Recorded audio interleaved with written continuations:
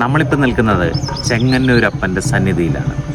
1500 വർഷത്തിലധികം പഴക്കമുള്ള ചെങ്ങന്നൂർ മഹാദേവ ക്ഷേത്രത്തിൽ 3 അടി ഉയരത്തിൽ സ്വയംഭുവായ ശിവലിംഗത്തിൽ കിഴക്കോട്ട് ദർശനം നൽകി ചെങ്ങന്നൂരപ്പനും അപ്പന് പുറകിലായി പശ്ചിമദിക്കിലേക്ക് ദർശനമരുളി അമ്മയും കുടികൊള്ളുന്നു. ഇവിടെ സതീദേവിയായും ആദിപരാശക്തിയായ മഹാകാളിയായും അമ്മയെ സങ്കല്പിക്കുന്നു. തൃപ്പൂത്ത് കാലത്ത് 12 ദിവസങ്ങളിൽ മാത്രം നടത്തിവരുന്ന ഹരിദ്ര പുഷ്പാഞ്ജലിയാണ് അമ്മയ്ക്ക് പ്രാധാന്യം.